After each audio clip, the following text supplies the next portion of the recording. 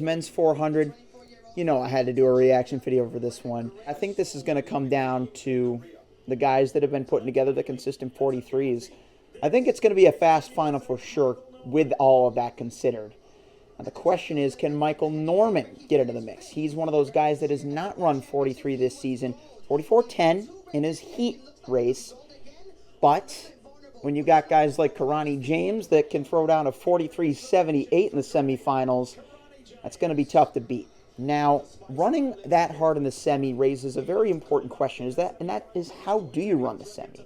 I feel like that's one of the grayest areas that we have in track and field, because you've got Karani James, who went almost all out in 43.7. You've got Matt Hudson-Smith, who went out for about the first 300 and backed off to a 44.07. He's in phenomenal form. European champion in 43.74, also the world leader.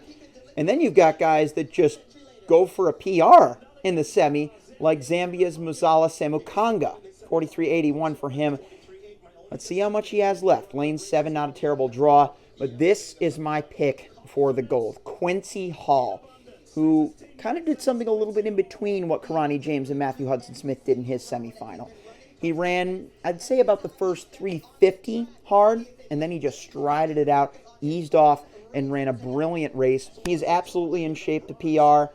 Jareem Richards from Trinidad on the outside, but really it's going to be the three big names that have been running those consistent 43s. Quincy Hall, Karani James, and Matthew Hudson-Smith. James, it's insane, right? He was 19 when he won his Olympic gold back in 2012, and he is still got plenty left in him, as we've seen. Can he win the gold? If he wins the gold, unanimously, he would probably win the hearts of everyone worldwide. Because you just think of all that he's been through with Graves' disease, losing his coach and everything through the years. But even Matthew Hudson-Smith would be a feel-good story, because he's a guy who had dealt with so many injuries, similar to those that Wade Van Niekerk had dealt with since winning the gold in Rio 2016. Let's not forget that Hudson-Smith was in that final. He was last, dead last. And ever since then, he had dealt with ACL injuries, just constant disappointment, having to pull up out of races, and he finally broke 43 this year, breaking the European record. Just an incredible, incredible season for him. Michael Norman, after a year gone from the 400, he knows what he has to do, but the thing with him is, if he goes out harder than he did in his semifinal, he's probably going to fade at the end. That's what we've seen before. If he goes out conservatively like he did in his semifinal, then he's not going to have enough to catch people. That's just the tough thing. He's going to need to break the form book if he's going to get on the Olympic podium. Here we go. Quincy Hall, he doesn't go out typically too hard. Jareem Richards does, Mr. 43.2 at London 2017. Here comes Samukanga out of 7. He's gotten off well, as has Hudson-Smith, and Karani James has all of them in his sights. He's in arguably the best position right now. Norman's not running a bad backstretch, but he's going to need to really catch up on these guys. Jareem Richards having a great run, but here comes Matthew Hudson-Smith. He's going to need to hold off Quincy Hall here, who's struggling.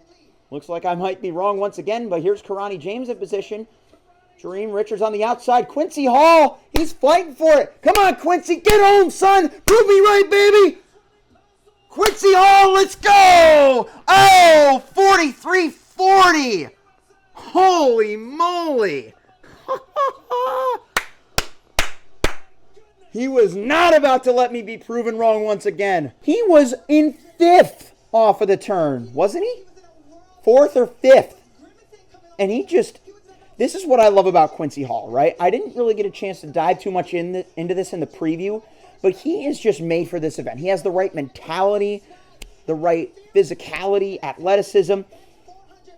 You heard me saying it down the home straightaway. Get home, son. That's his catchphrase. And that's all you need in the 400. A knack for the finish line. Look at Quincy Hall. This is a guy who needs a lot more recognition than he's gotten in his young career. Former 400 hurdler. Oh, man, he's got the gold teeth because he's now a gold medalist. This guy deserves everything right now.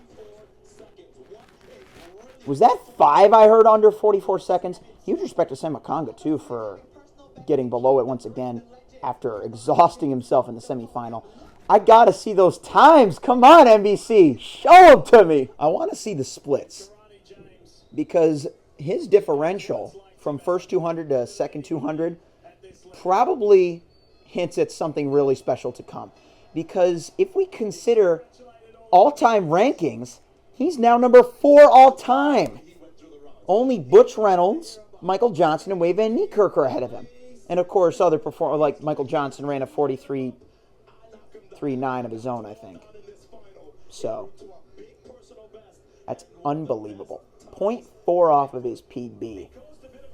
Show the times, NBC. You're killing me. There it is. So 43.40, 43.44 for Hudson Smith. Holy moly. Rosales and Makanga, he ran 43.74. Richards 43.78. Karani James, even at 43.87, ran an unbelievable race. And Michael Norman finished last, 45.62. That's unfortunate for Norman. It's hard to know where he could turn next because he has just been passed on the all-time list by Quincy Hall. Norman was previously number 4, and now it's Quincy Hall. He is going to be the face of this event. That's unbelievable. What a finish. I hope you guys enjoyed this reaction video. Huge congrats to Quincy Hall. Let's go, baby. Team USA is different this year. Like this video if you enjoyed. Let's make some more. See you guys soon. Peace.